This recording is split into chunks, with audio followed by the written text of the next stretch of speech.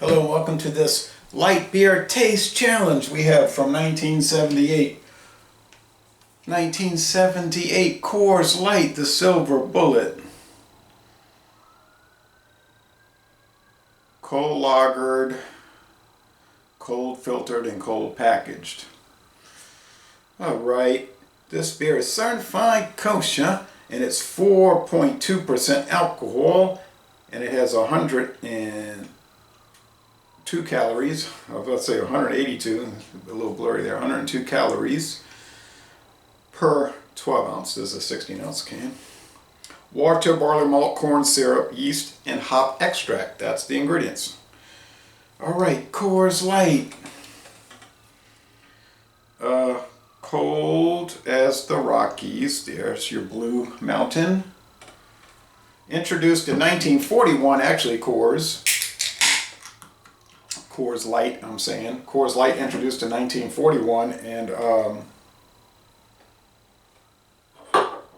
right after they introduced it, Pearl Harbor was attacked, and then the U.S. got directly involved in World War II, and so the company just said, well, let's put this on the shelf for now. And they kept it on the shelf for 37 more years. Maybe they figured it wasn't going to sell. Maybe it was a bad idea. And then once LITE, Light from Miller, got so popular, and then Schlitz Light came out, and Natural Light from Anheuser-Busch came out in '77. I guess they figured, well, let's bring it, let's get it going.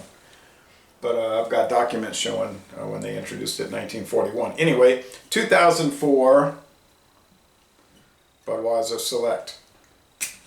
4.3% alcohol, which may, in a way, disqualify it from being a light beer. Really, you don't think of light beer being up to 4.3, but it's only 99 calories, so it wins. It qualifies in that sense. Okay. This is the redone, the new label, I guess I should say. It's got a greenish brown bottle. Usually they'll look brown under light, but this one is a greenish brown. More of a Euro lager type thing with the light shining through it.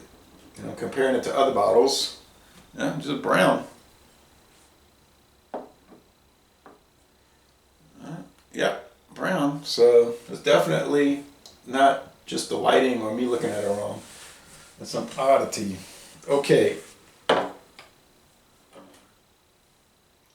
they're both golden, bubbly, clear. Typical light beer appearance.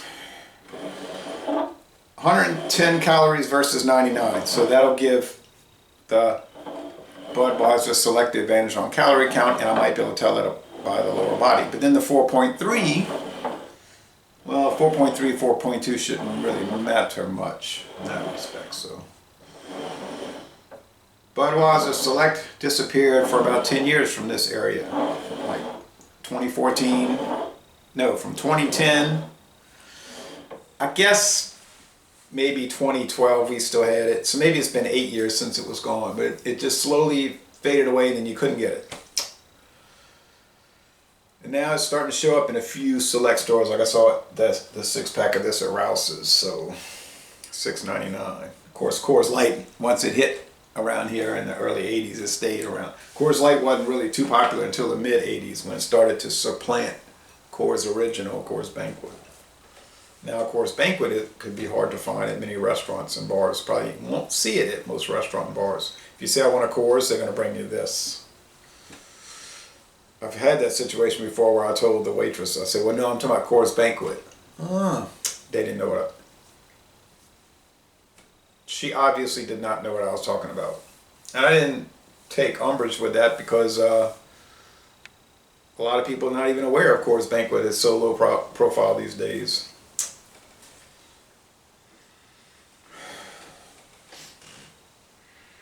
Almost caught a little banana whiff there. And we know Coors yeast gives, well, I'm talking about Coors Banquet, gives it that little banana note. So it's making me think perhaps that's the Coors. Okay, over here. Got kind of a sour lager aroma, and that would make me think Anheuser-Busch's style in the Budweiser Select. For a while, sold this Select from Budweiser. I think for a good little while it was only sold in St. Louis. And that, they were even putting it on their Facebook page, made in St. Louis for St. Louis and all of that. And they decided to get back to normal distribution. Batch 19 from Coors was pulled from most of the country years ago, and now, but they kept it, or they reintroduced it in the Denver area, but supposedly people are claiming it's going to make a comeback. I don't know. I remember they used to even sell growlers of that. I don't know who was getting them, but maybe nobody. This is very thin, watery, rather tasteless. Perhaps it's got a little banana note, but it's mostly just bland, dull, dreary. Not dreary, just bland, dull, and watered down. Well, it's a light beer, that's what they do. They water the beer down.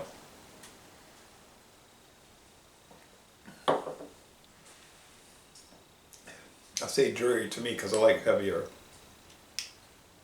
This one has more flavor. You get cereal grains, just generalized cereal grains. I know the Budweiser Select is made with water. Well, they're both made with water, so forget that. Corn and rice. For sure rice. But I believe the Select uses corn products as well. And barley, so it's a multi-grain beer. Here you got barley and corn products in the syrup form. Assuming this is Coors Light.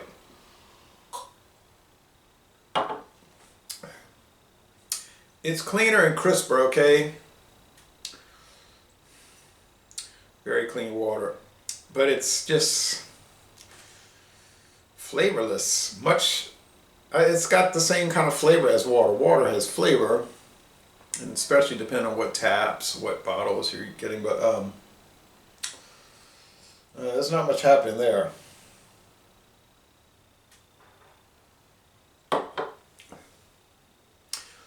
There isn't a whole lot happening here, but it's a good deal more. So this one wins in flavor. They're both clean, crisp, refreshing, easygoing, all of it. Light bodied. This one, the lacing is different, and it's just got more flavor. There's nice semi-sweet cereal grains. Hop bitterness, you can forget that.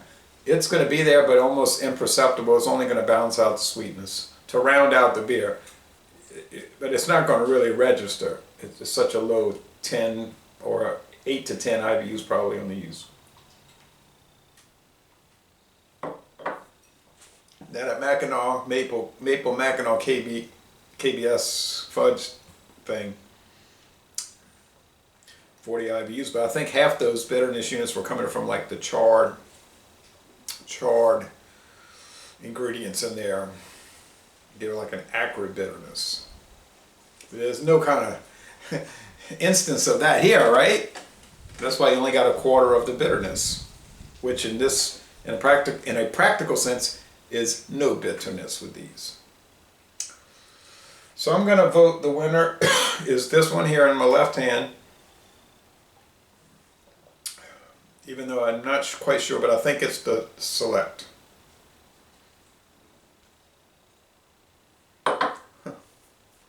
Well, it's the Coors Light. Just goes to show you, if you think you know a product, do a blind taste test. You might find out you don't really.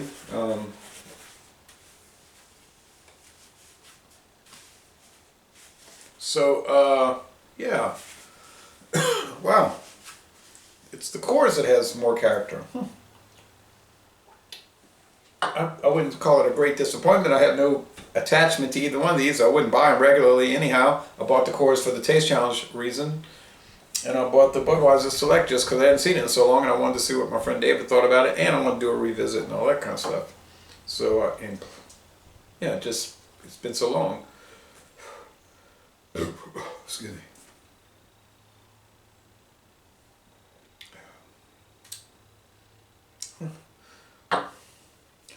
So, I did say the Select was crisper and cleaner, but basically flavorless relative to the other. Flavorless on its own merits, let's be honest.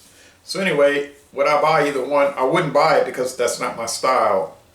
If you're into light beer, and some people, that's all they drink. They love light beer, light lagers. So if you're into light beers, these are winners. Especially the Coors Light, I guess. Never know. So, les bon temps relais. Thanks for watching this taste challenge. And next, I'm going to do Coors Light versus Schaefer Light. Now in that instance, I think Schaefer Light's going to trump it in flavor. But you're looking at 8 more calories per can, but only 3.6% alcohol, strangely. Thank you. Y'all come on down to southeastern Louisiana.